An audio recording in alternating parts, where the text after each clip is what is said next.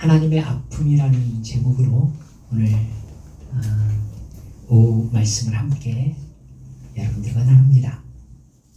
하나님은 호렙산 즉 시내산에서 그렇게 이스라엘 백성들과 11개월 5일 동안 머무르면서 하나님의 백성으로서 지켜야 될 10계명을 포함한 율법을 주셨습니다. 그리고 성막을 제작하게 하셨습니다. 그렇게 출애굽기가 마무리되어집니다. 뒤에 이어지는 레위기에는 이스라엘 백성들의 혈통적 장자의 명분을 이어받은 레위인들이 감당해야 될 사명을 중심으로 제사제도와 연관된 율법을 기록하고 있습니다. 그렇기 때문에 여러분 레위인들이 왜 혈통적 장자를 이어받았는가라는 부분에 대해서는 여러 설명이 있지만 다 정확하지는 않습니다. 알겠죠? 그러니까 여러분 레위인들을 하나님께서 혈통적 장자로 세우신 이유는 하나님이 그렇게 하셨으니까 라고 넘어가셔도 될 것 같습니다. 그거에 대해서 성경에 대해서 얘기하고 있지 않으니까요. 메시아적 즉 그 메시아의 언약적 장자로서는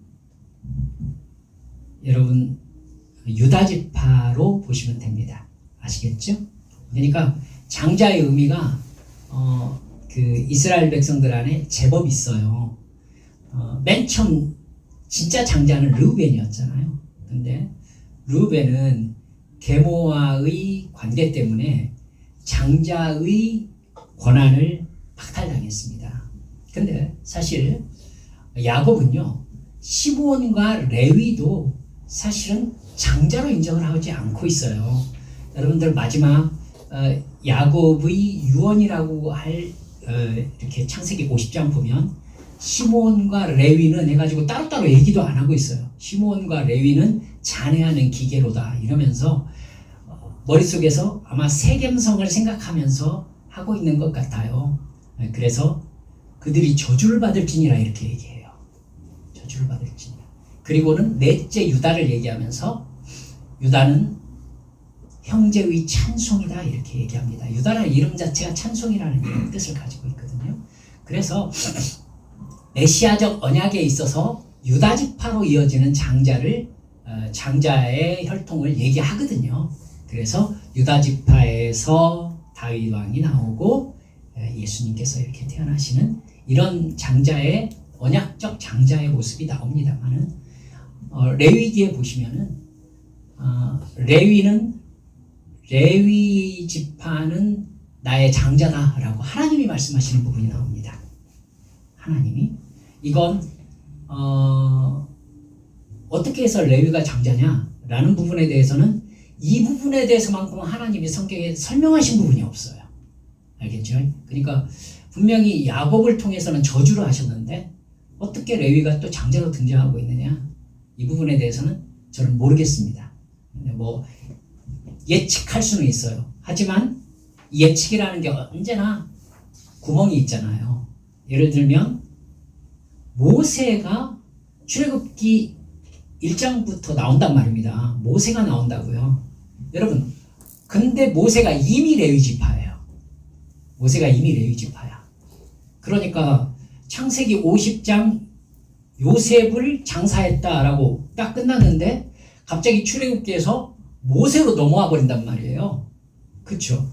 거기에는 적어도 한 300~400년의 간격이 있잖아요. 430년 동안 이스라엘이 노예 생활을 했으니까 거의 300년이 넘는 어떤 사이가 들어있단 말이죠. 근데 갑자기 레위 지파인 모세가 이스라엘의 이를테면은 구원자로 이렇게 등장을 하고 있단 말입니다. 그러면서 모세오경에서 레위가 내 장자다라고 얘기해버리시면 왜 그랬는지에 대해서는 설명이 전혀 없는 채 그렇게 사실이 나타나고 있는 셈이 되어버리죠. 이유를 설명할 수가 없습니다.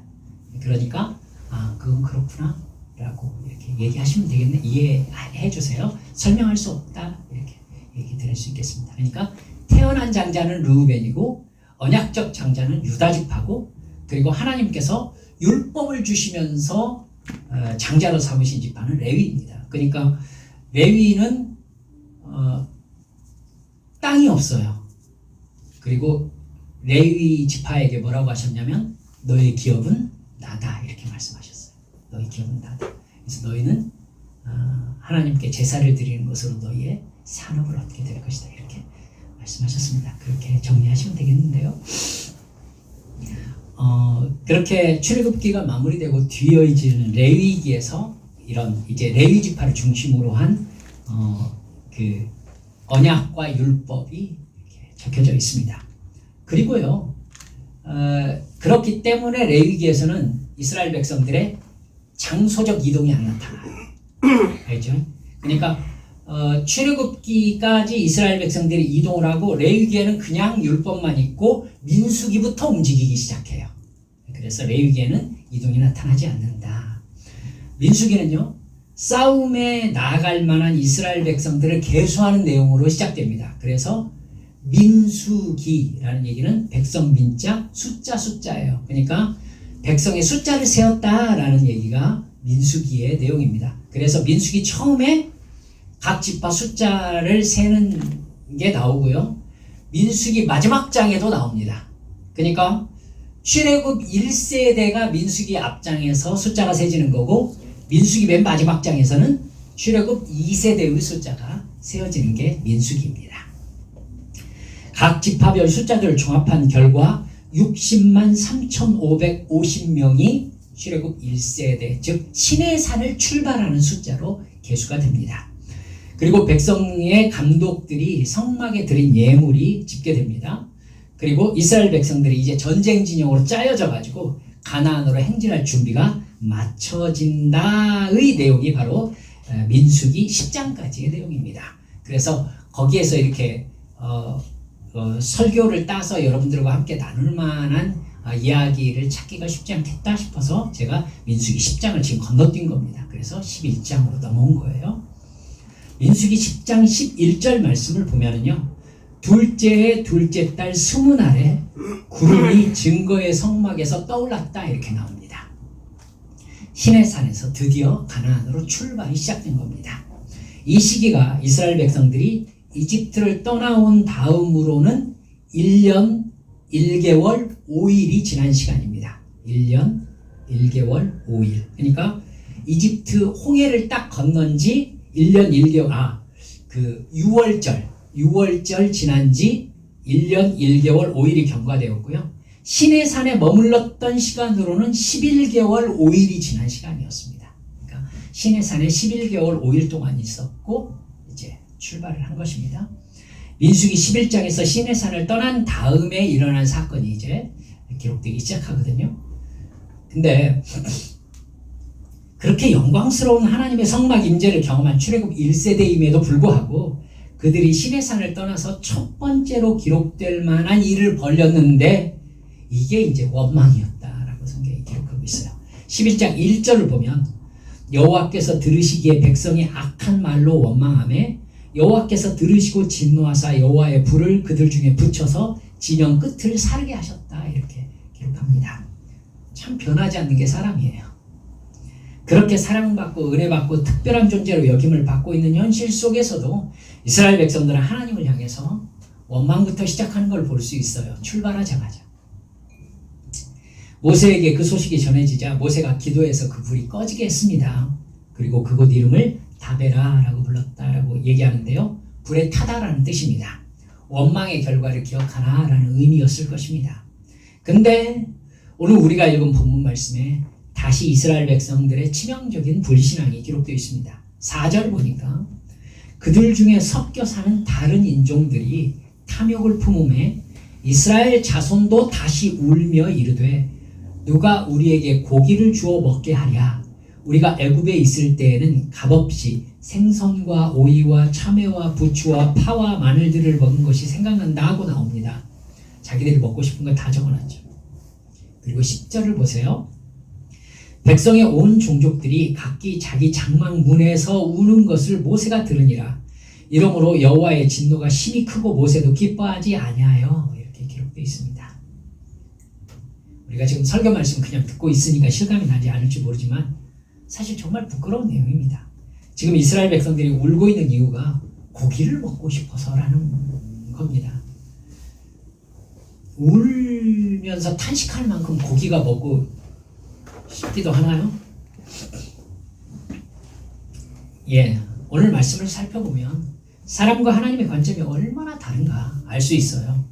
또 어떻게 하나님의 뜻을 따르는 하나님의 백성으로서 올바른 행동이 될 것인지를 깨달아 알 수 있는 말씀이 오늘 본 말씀입니다. 첫 번째로 살펴볼 것은 하나님의 마음과 사람의 마음의 차이입니다. 오늘 본문 앞에 나오는 내용과 오늘 본문의 내용이 굉장히 차이가 있습니다. 차원이 다른 얘기라고 느껴질 정도인데 10장 33절을 보세요. 이렇게 나옵니다. 그들이 여호와의 산에서 떠나 3일 길을 갈 때에 여호와의 언약궤가 그 3일 길 앞서 가며 그들의 쉴 곳을 찾았고 그들이 진영을 떠날 때에 낮에는 여호와의 구름이 그 위에 덮였었더라. 궤가 떠날 때에는 모세가 말하되 여호와여 일어나사 주의 대적들을 흩으시고 주를 미워하는 자가 주 앞에서 도망하게 하소서 하였고 궤가 쉴 때에는 말하되 여호와여 이스라엘 종족들에게로 돌아오소서 하였더라. 자, 전능하신 여호와 하나님이 이스라엘과 동행하는 장엄한 장면들이 적혀 있죠. 모세가 여호와여 이스라엘에게 돌아오소서 이렇게 말하면 구름 기둥이 성막 위로 쫙 이렇게 내려앉는 그 장면 얼마나 장엄했겠어요. 그렇게 가나안 땅까지 갔더라 이러면 얼마나 좋았겠어요. 근데 10장에 하나님과 하나님의 백성의 사랑의 관계가 기록된 후에 11장을 보니까 이스라엘의 처참한 바닥 영성이 드러나고 있는 겁니다. 하나님을 원망하다가 불이 나는 것을 보게 되더니 이제는 이스라엘 백성들이 장막문에서 통곡을 하고 있는데 그 이유가 고기를 너무나 먹고 싶어서 그랬다는 겁니다. 만나에 질렸다는 겁니다. 여러분 혹시 이러면 어떠세요? 집에서 애들이 먹을 것 가지고 싸울 때 있습니까? 네. 자기가 좀 먹겠다고 자기께 좀 적다고 싸우면서 울고 엄마는 아빠한테 이르고 이러면 마음이 어떠실까요? 아니 지금 이게 서로 싸우면서 울고 난리칠 일이냐? 이렇게 얘기하겠죠. 그래서 엄마 아빠의 마음은 그렇죠. 누가 잘못했냐보다 너희들이 그렇게 싸우는 것 자체가 싫다 뭐 이런 반응이시죠. 지금 고기 먹고 싶다는 게 이스라엘이 하나님 앞에서 원망하면서 장막문에 앉아가지고 대성통곡할 일입니까? 저는 그분들의 마음을 다 알 수가 없어요. 진짜 자기들에게 임재하시고 가나안으로 인도해 가시는 살아계신 하나님 앞에서 통곡하면서 하는 말이 고기 언제쯤 먹을 수 있느냐. 토마호크였나?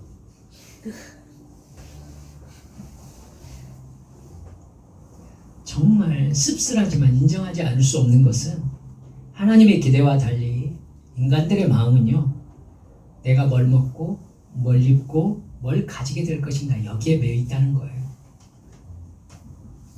인간은 그것을 목숨 걸고 삽니다. 뭘 먹고 뭘 입고 뭘 가진 것이 그게 뭐가 그렇게 대수인가 라고 말할 수 있는 사람은 사실 적습니다. 결국 인간은 먹는 것과 입는 것과 가지는 것에서 쾌락을 누립니다. 정말 씁쓸한 현실이죠. 고기 먹고 싶어서 우는 이스라엘 백성들과 그 사람들을 하나님의 백성 삼으셔서 온 세상에 하나님의 사랑과 능력을 보여주고 싶어하는 하나님의 뜻 얼마나 따로 놀아요. 여러분 이 이스라엘 백성들이 언젠가는 하나님의 계획과 은혜에 동참할 수 있는 사람들로 변화될까요? 어쩌면 그럴 수 없을 것 같다는 느낌을 출발부터 우리에게 주고 있는 모습이 오늘 본문의 모습이라고 볼 수 있는 겁니다. 우리도 어쩌면 마찬가지인지도 몰라요. 하나님은 우리가 정말 광야를 걷는 순례자들처럼 이 세상을 하나님의 인도하심을 따라 걸으면서 하나님의 영광과 하나님의 은혜를 경험하며 살다가 영원한 천국에 이르길 바라시는 게 하나님의 뜻일 것입니다. 근데 그 하나님을 섬긴다 우리의 마음은요, 이스라엘 백성들처럼 도대체 이렇게 어떻게 재미없어서 사는가, 이렇게 얘기하고 싶은, 그렇게 불평하고 싶은 마음 아니냐는 거예요. 청년들 가르칠 때 어떤 청년이 제가 설교하고 난 다음에 화가 나서 저한테 왔어요. 진짜. 목사님, 예수 믿고 사는 사람이 이렇게 심심한 삶입니까? 아니 이렇게 이 세상에서 예수 믿고 사는 게 심심하면 천국은 무슨 재미로 갑니까? 영원토록 심심할 거 아닙니까? 이렇게 따지더라고요. 여러분은 어떻게 생각합니까? 천국은 영원토록 심심할까요?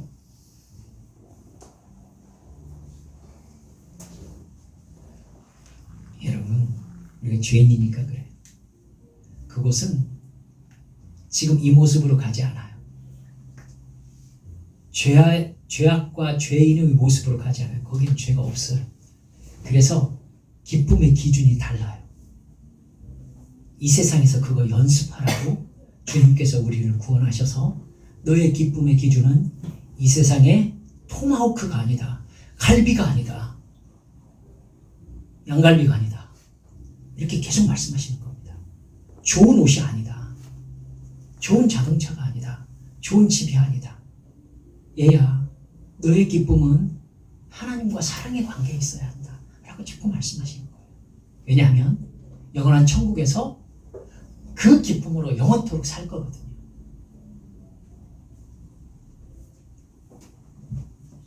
여러분, 민수기 11장에서 하나님의 그 큰 은혜와 사랑이 이스라엘 백성들에게 겨우라고 해서 그런데도 불구하고 겨우라고 하겠습니다. 겨우 고기 앞에서 하나님의 은혜와 사랑이 다 뒤집어 엎어져 버려요.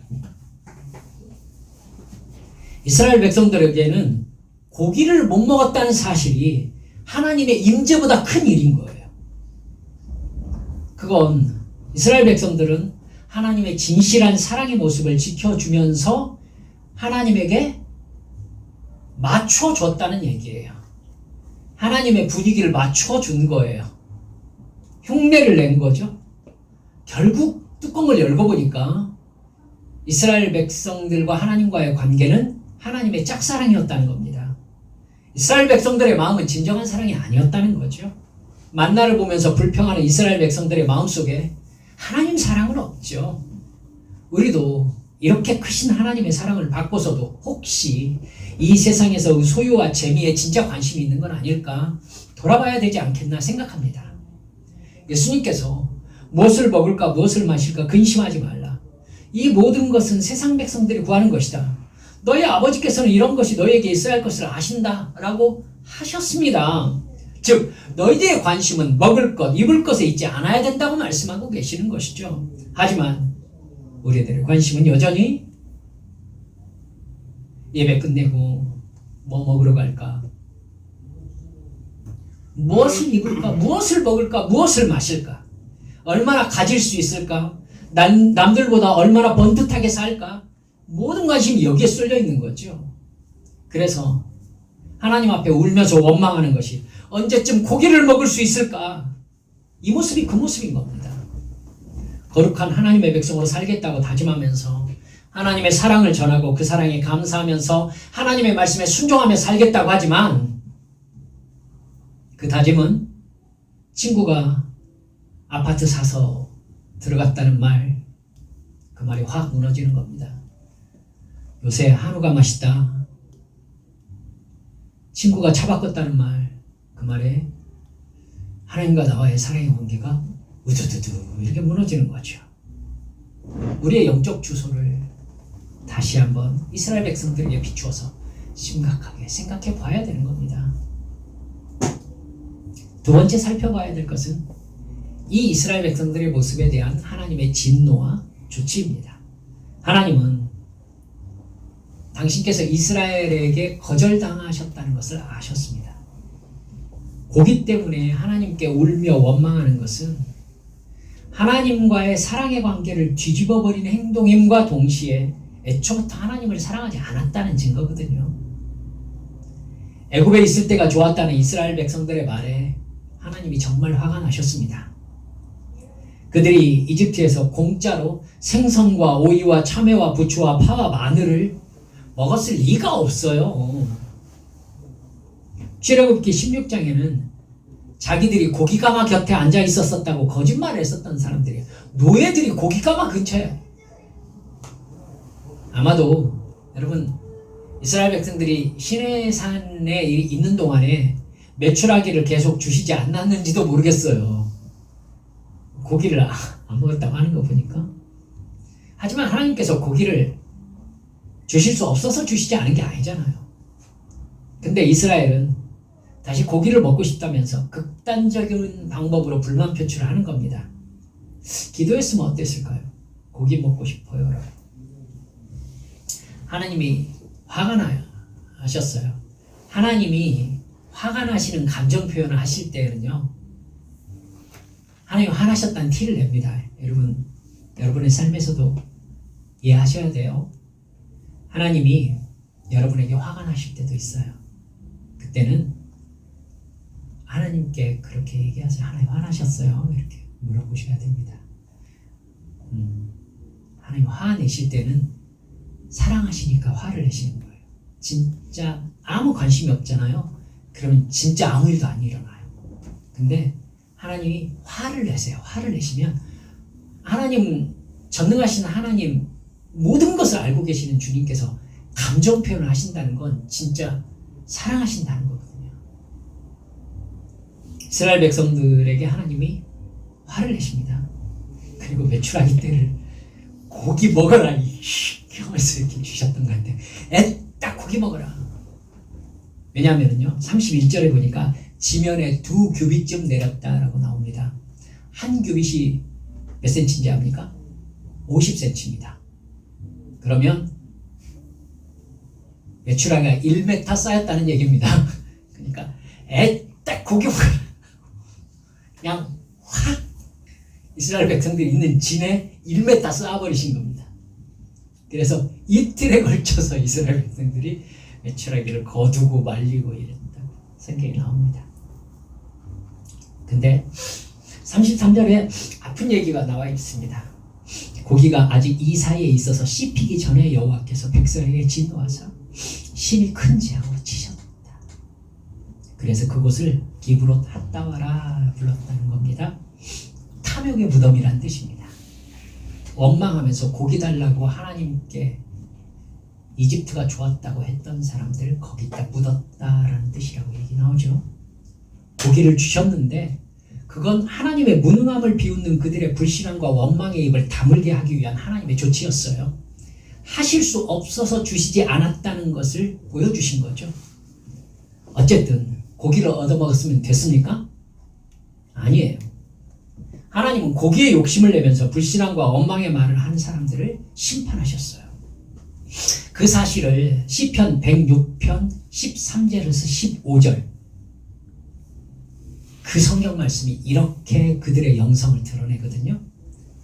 그러나 그들은 그가 행하신 일을 곧 잊어버리며 그의 가르침을 기다리지 아니하고 광야에서 욕심을 크게 내며 사막에서 하나님을 시험하였도다.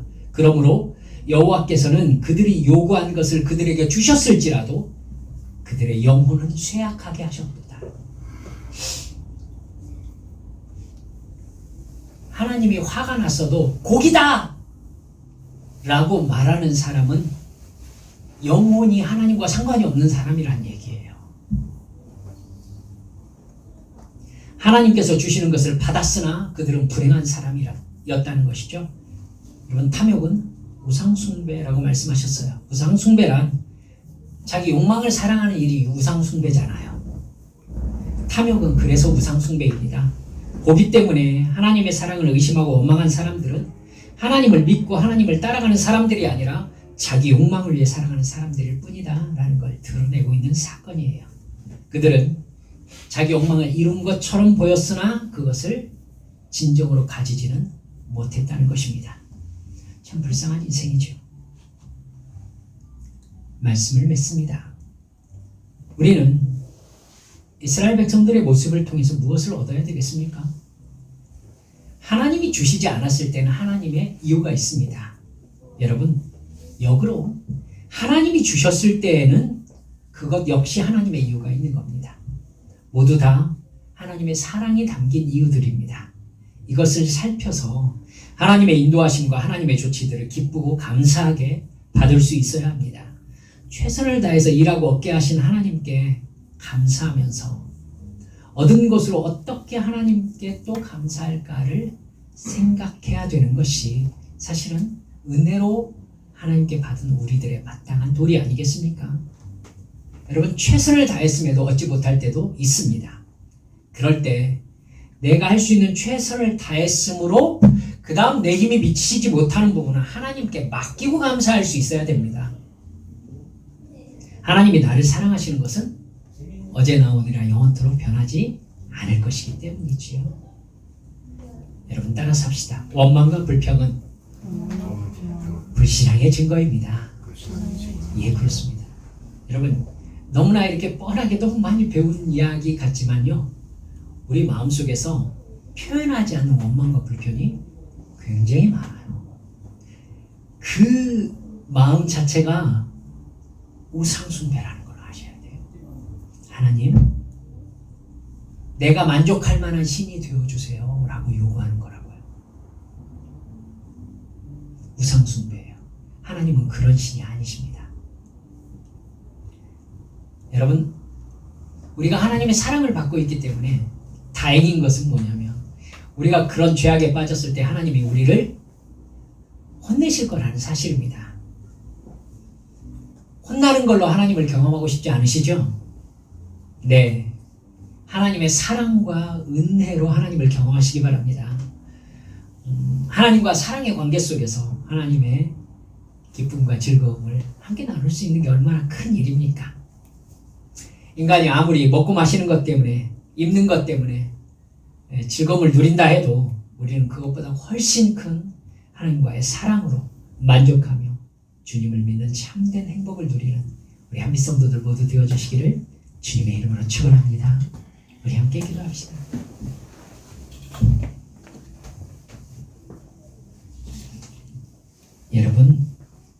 여러분께 말씀드렸듯이요, 은혜보다 욕심이 앞서면 여러분, 하나님의 은혜가 은혜로 보이지 않습니다.